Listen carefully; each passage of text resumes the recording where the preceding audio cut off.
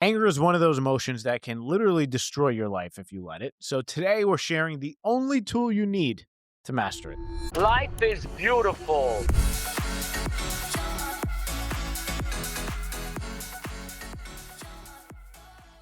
So I was looking back on this last week that I had, and I have a problem. I clearly have a Admitting problem. it is the first step, I but clearly have a problem. I admitting is got the first. into way too many arguments this week. So it started with Monday night at basketball. We play basketball with our friends every week, and I was losing 5 games in a row. We were playing this kid who is really, really good. And you were versing my team, which was kicking your ass, just to throw it in there. Correct.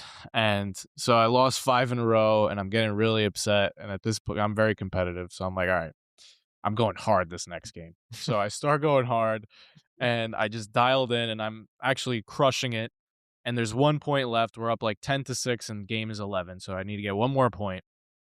I get the ball, I cross this kid over, the kid on the other team is really good. I make the game-winning point, and he calls a travel. Oh, if you don't know basketball, he's basically saying that point doesn't count because you took too Yeah. many steps without dribbling. It was a weak call. It was an untrue call. Yeah. And I fucking lost it. I was like, after losing 5 games and getting crushed, and this kid is gonna call travel on me in the game-winning point after he's like, the game's not even close. Yeah. Like, and the call was a complete bullshit call. Yeah. I lost my temper immediately. I Mhm. started yelling, and I'm yelling at a kid that I don't even really know. Like, we played basketball with him a few times, but I'm not, like, friendly with this kid. Like, I'm friendly with him, but we're not friends, you know? So I'm raising my voice, Yeah. and in hindsight, I'm looking back at myself like, "What the hell's wrong with you? Like, Mm.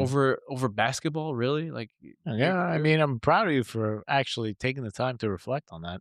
Then, if that wasn't enough, I get home it was, like, 2 days later, and I'm with you now, and we get home, and you were chewing gum, and I hate when people chew gum. I just have I forget what it's called, that something phobia, where Mhm. you, like, get really mad when people chew gum with their mouth open. Yeah.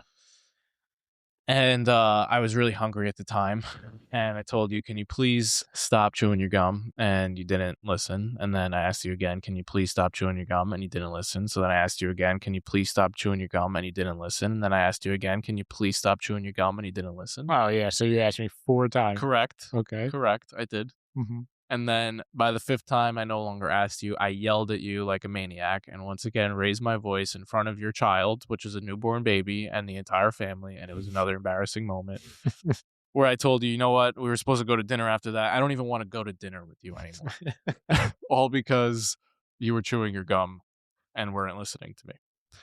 Then the next day, it's me and you in the office again. And we were arguing about this time. I don't even remember what we were arguing with, but arguing about, and we just kept going. And then I realized something in that moment where you started reacting to me, and then I started reacting to you, Mhm. and then I just said, you know what? Let's just shut the fuck up, Yeah. both of us. Let's just shut the fuck up. So then you kept talking after I said that, and I said, no, literally, shut the fuck up, both of us, shut up. And we sat in silence for, I don't know, maybe, I think it was like a good 90 seconds.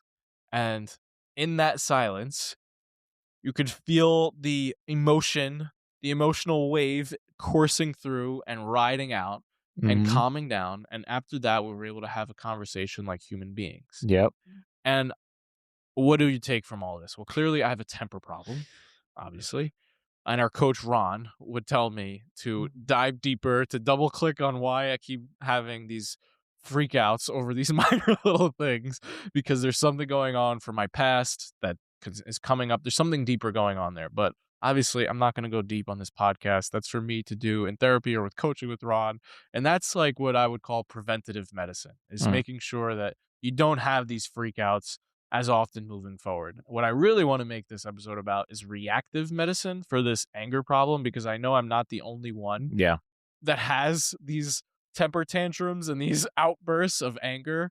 And I know there's a lot of people listening that also do that, you included, Yeah. right? So, Well, you touched on it. Talk about the science here with the 90 seconds. yeah. So The 90-second rule is something we've talked about in the podcast before, is when you get triggered by something, your amygdala, the fear center, hijacks your brain, and the prefrontal cortex, the front part of your brain that does all the thinking and thinks clearly and considers consequences and chooses your words carefully, that goes completely offline, which is why when you're angry, you say shit and do shit that you would never normally say. Yep. But it takes about 90 seconds for that chemical surge in your brain and body to pass like a wave. Yep. And so if you wait those 90 seconds, it's called the 90-second rule. Any emotion, if you don't feed it with more thoughts and more words, will rise and fall. Yeah, I would like to make a change to the 90-second rule and call it the shut the fuck up rule. Yeah, that worked. It When worked really well. When you're angry, your body basically floods with chemicals for 90 seconds, like you said.